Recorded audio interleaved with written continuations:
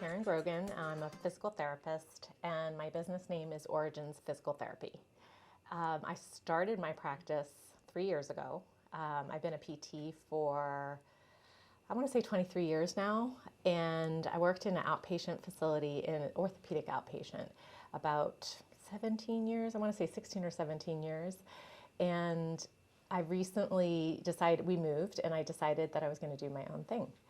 And that's 3 years ago, that's when it became real. I've been thinking about it for a while, but I just said, okay, I'm jumping in with both feet. It took me a while because I did it after my kids were almost out of the house, so kind of a little fear there, but I decided that, you know what, now or never. That's right. So basically, I started with outpatient orthopedic or traditional physical therapy. So what that means is, like, you go to PT, you do some exercises, some manual therapy, some massage, you know, depending on what you're being treated. And I seem to kind of develop this niche for treating chronic pain patients. I took a class in 2006 called Counterstrain, or strain counterstrain. And what that is, it's also known as fascial counterstrain, but the initial class, and I want to say maybe it's 2007, was counterstrain from Dr. Lawrence Jones. He's an osteopath, and it was being taught by a physical therapist named Brian Tuckey, who's in Frederick, and he is kind of the pioneer or the brains behind this technique now. Oh, wow, you got to learn from him. Yes, and I've been able to be lucky enough to be so close to Frederick, where he is, to take classes and in an indirect way have him mentor me. So I started taking these classes in around that time frame and really changed my way of practicing. It's a type of technique that is a manual technique, but the way it's different, it's a little out of the box, is that it treats every system in the body. So, and now it kind of, the 2.0 version in 2024 is called Fascial Counterstrain, which is a derivative of strain counterstrain. So I started doing the fascial work, and fascia is on everything. Okay, so if you look at the body and you think traditional PT and massage, that's muscle, that's myofascia, but we have fascia everywhere. So we have it on, you know, arteries and veins and organs, and you name it, it's there. And if you can imagine, I can explain a little bit about fascia before I kind of... Yes, please do. So if you think of fascia, think of a Halloween when you put the web up around your door, that cotton candy looking thing that you string up. Those threads, yeah. It's very similar to that. I would think that's my interpretation of it if I'm looking at it under a microscope. And healthy fascia is very mobile and contractile, okay? And it moves with you, moves with your body. When we have unhealthy fascia, it doesn't move so much.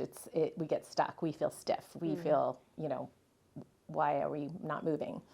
And so when I come into the fascial world in my treatment approach, I'm assessing the fascia in the body, but in every system, not only the muscle system or the bone or the ligaments that we think of in like traditional PT or chiropractic or orthopedics. So it's that and then some. I go about it in a way that is, I have a diagnostic approach that we are taught. You know, you assess the whole body like you would in orthopedic physical therapy, head to toe assessment, looking at different motions and mobility and function, but then using my hands, and there's a very unique scan that's done actually through the head. You touch the head and you feel around. Whoa. And it's like a map to the body, and it correlates to the areas of the body that are stiff. So if somebody is lacking range of motion in their spine, I can check and see which system, why is that? So it's more about, okay, here you have a presentation of back pain, but why is that back pain happening? So we assume, well, you have people like to say slipped disc, or you have a disc problem or sciatica, but why is that sciatic nerve irritated? Is it the nerve? Is it the muscle?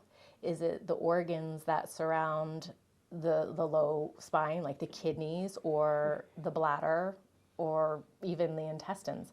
Sometimes people can have GI problems or a history of autoimmune type problems that their body will protect and cause the fascia around that area to tighten up, and it can refer pain, if you will, to the structures that cause the back pain. So we always assume that it's, oh, it must be my back or it must be the muscle. But the muscle is actually the protective response that occurs, and it could be another system that we don't think of. So the best example I can give is if you reach in the car, reach back for something to get something out of your seat, and you pull a muscle. We assume, oh, I hurt my shoulder, it's my rotator cuff, or it's my tendon. But what about all the other structures there?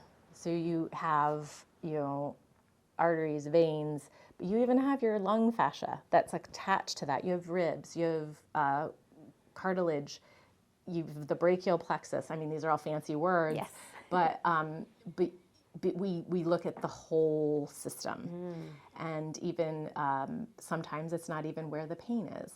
So, for instance, somebody could come in. I'm also a side niche is pelvic floor therapy. I do women's health, so I treat through the fascial counterstrain lens, but I have the skill set to assess for pelvic floor dysfunction. And oftentimes, when people come in for that problem, they may not. It's the symptom, not the cause.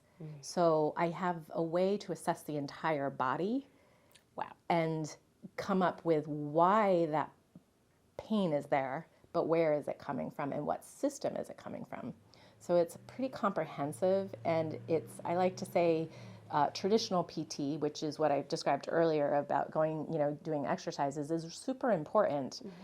But this is kind of, I would say, the way you peel the layers back first. To kind of see how your body can receive those exercises better, so you don't have pain. If you've done an exercise, it's like, oh, that hurt. Yes. Right? Well, why does it hurt?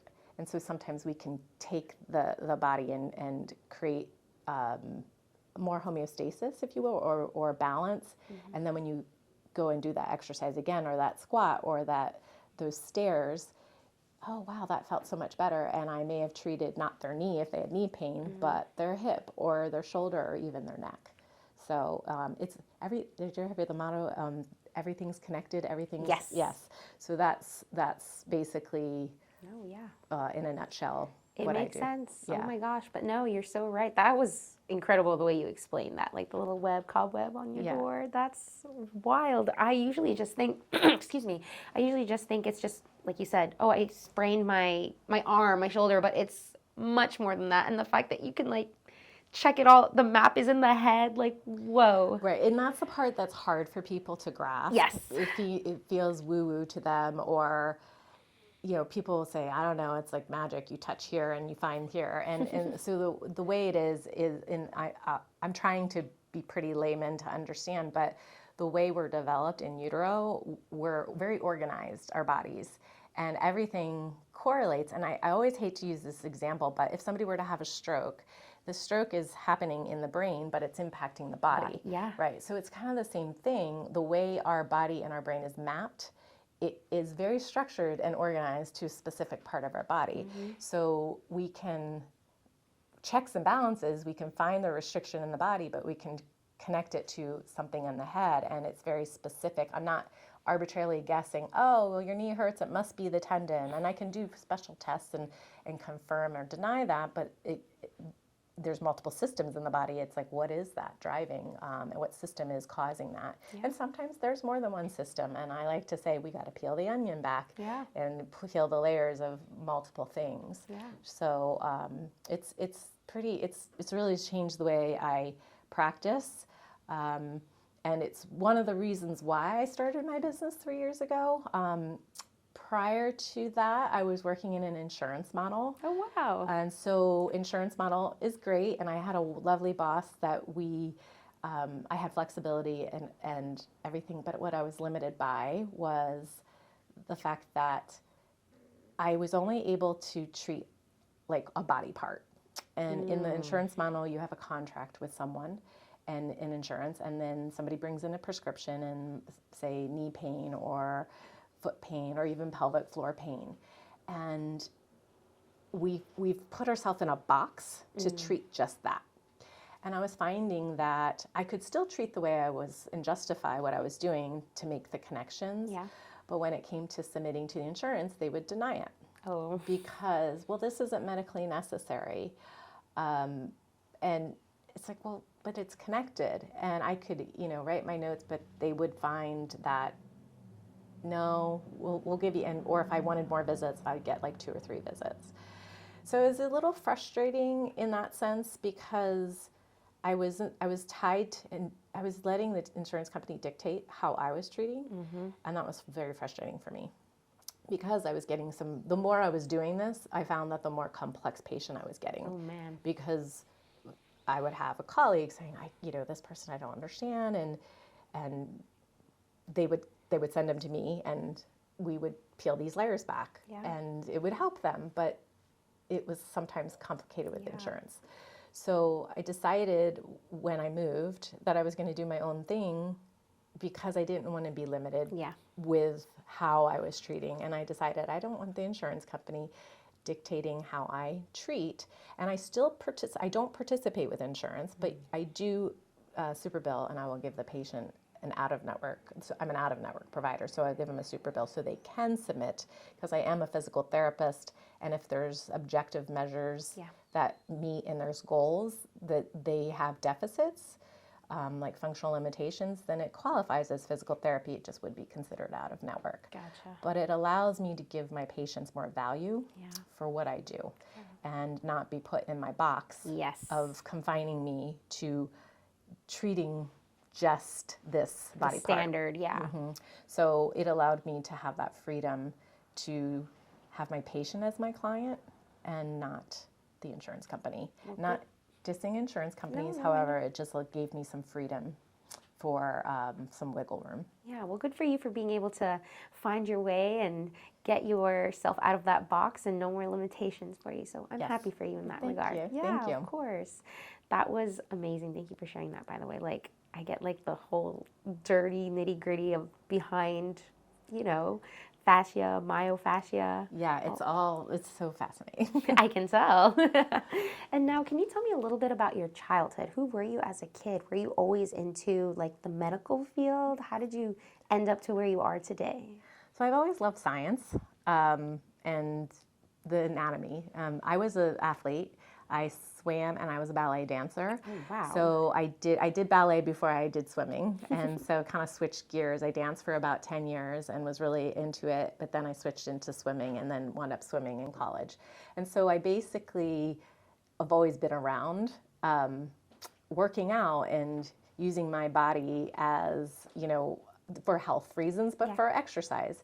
I did have a shoulder injury in high school that I still swam, but it still was a nuisance, I should say, of an injury. But I had PT off and on, I had rehab, but nothing, I felt better, but it always seemed to, until I found Fascial Counterstrain, it always seemed to kind of bug me.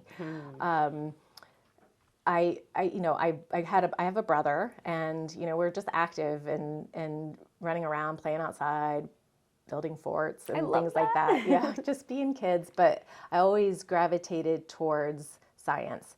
What got me interested in physical therapy is definitely a little different than my injury. I mean, I was associated with I like the human body, but I had a cousin who had special needs, and I would help my aunt on the weekends, and I just saw how physical therapy changed him, and I was really intrigued by that. So that was my first interest in it, and then when I had my injuries later on, that kind of piqued my interest even more. And so I studied sports medicine, kinesiology in undergrad, and PT is now a doctorate, but I actually am a little older, so I transitioned into the master's program and the doctorate came behind me. Okay. But I went to Marymount and got my PT degree I graduated in 2001. Right. So that's from childhood evolving into where you are today. Yeah, that's exactly. Amazing. Yeah, it's always been, I think, in your bones, to say, no pun intended, but always been something you've been curious about. And it sounds like you and your brother were always using your body. So that definitely fascinated you. So that's amazing. No, I've always been interested in sports and movement and particularly science. I was never, into the other like political science or anything like that, sadly. But you're just like, I like my science and I'm sticking to it. Exactly. And now tell me a little bit about marketing, like for your business. What are you currently doing right now, and what kind of advice could you offer other business owners? So this is the interesting conversation because so I feel like first and foremost, if I'm being very candid and transparent, I feel like I'm a physical therapist that just happens to own a business, if that makes sense. Yes. And it's very new to me. However, when I came over to start my practice, I was nervous about even having patients. Will people, the fears of, will even people come to see me, with this business model even work? It's during COVID. Will I even, how will this be successful? So I was planning on marketing just like everybody else does, I go to doctors, or I would go to a doctor, but basically put myself on the Counterstrain website.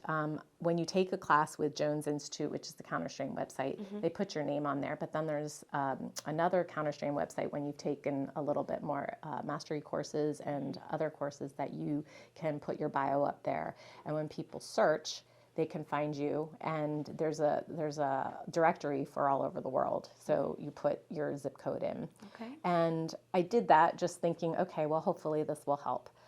People do call. Oh, wow. And they look you up. Additionally, Tony Robbins, who is a motivational speaker. Yes, I've heard of him. Right. He recently wrote a book called Life Force, and he mentioned us because he uses Counterstrain, and he put the website, so I've gotten calls that way. Yay. And then the last website I'm on is I have a clientele called that see me Ehlers-Danlos syndrome, which is a connective tissue disorder, or hypermobility syndrome. I'm also listed on that website because it's a clientele I do treat. Yeah. And so between those three websites, that's how people find me. Again, that is really the only marketing I've done. Everything, I'm very lucky, has been word of mouth. And it's either somebody's family member has been treated with this, like in California, and then they have a relative and they look me up. Or I've seen family members that my husband needs to come to you. Oh, can you see my sister? Can you, so that way. Very little in doctor referrals, which recently, last year, July of 2023, Virginia State does not require a prescription to treat for physical therapy anymore. We used to have 60 days to treat without a referral, and that changed. So if you feel like you have a problem that's more of an orthopedic issue and nothing sinister, you can come directly to a PT and you don't need a referral. That's awesome. So if somebody's being under the care of a physician, I would evaluate them and send them a note. But so I don't need to necessarily market to doctors. I would rather market to somebody who would come see me directly. But I haven't, fortunately, I've been blessed. I have not needed to do that yet. And I've been very busy, so I'm very lucky in that regard. I talk to people. I will be at a friend's house and people ask, what do you do? Or a friend says, hey, I hear you're a physical therapist, and I start to talk about what I do because I love it and I'm so passionate about it. And next thing you know, they text me or they call me, hey, can I come in? I really have a nagging shoulder injury or a knee injury, and I hear that, you're different, or I understand, I appreciate our conversation. So that's really how I've come to have, that's my marketing. That's awesome. Yeah, very personable and just having a connection. Right. It's a lot of connections and a lot of word of mouth. And I'm so grateful for that. And honestly, when you feel it, it's hard to explain how I treat. But once you have it, it's hard. It's almost like, wow, I didn't know you could tell me this, but when you experience it, it's completely different. I mean, people leave and they're like, I feel like I had a massage, but it's not really a massage. It's just this fascial technique that's very gentle that relaxes you and makes your pain go away. Yeah, that's nice. They feel it as like it's not a massage, but okay, if you feel like it was, better for your feelings. Right. Good. And I think it's impactful for people when they go home and they tell people their family members and their friends. And next thing I know, the next call is coming in saying, hey, Yay. my friend saw you and you really helped her. And so that's really how my marketing is done. I love that. What advice would you give to somebody who is struggling, like on that end, online, with your different technique of, so to speak, marketing, like word of mouth? What would you want to tell somebody, like if they're not into social media? As a business owner? Yes. I would say be passionate about what you love and do, and find a way to talk about it, because that's what I did and it works. I don't have a business degree. I do this basically because I love it and I'm passionate about it. And I feel like when you love something and you work hard at it, people know, and they'll see it, and they see how that translates into your work, I think. Yes, that makes sense, actually. Yeah, so you can just feel it. So and you can tell through the passion. And honestly, like if you're happy, your clients will be happy. Right. So it translates. It's like a connection. Right. And I think because it is my own business, and I have a lot, I would work really hard for somebody else, and I have, but when you're starting your own practice and this is yours now, you're so much more invested in it to almost pay it forward, to other people. Like, I love this work, not only because it helps people, but it's helped me, and I can share that, and I feel really, really rewarded when people feel better and get better. Yay. Thank you for sharing that. And now, just to wrap things up, if you could leave us with one message for our listeners, what would that message be? It can be in regards to physical therapy, life, sports. What would that message be? That's a good question. Oftentimes I hear people say, oh, physical therapy doesn't help. And there's so many niches of physical therapy and so many types of PT. So if it doesn't help, it may be not the right kind, because there's all different kinds of PT. And I truly believe traditional PT is very helpful for so many people. But this is a different approach, and sometimes thinking outside the box of alternative treatments that may look at the body differently may help you. So I don't want to, I feel like physical therapy sometimes gets a bad rap. Oh, that hurt me, or I felt worse when I went to PT. And that's not, to me, that PT shouldn't make you, physical therapy shouldn't make you feel worse. It just might not be the right fit, what you were doing. So sometimes finding that holistic, whole body approach may be more helpful. Yeah, and you never know till you try it. Yes, so exactly. Give it a try. Exactly. Yeah, well, thank you so much for coming in and sharing that with us. And I just appreciate your time. No problem. Thank you.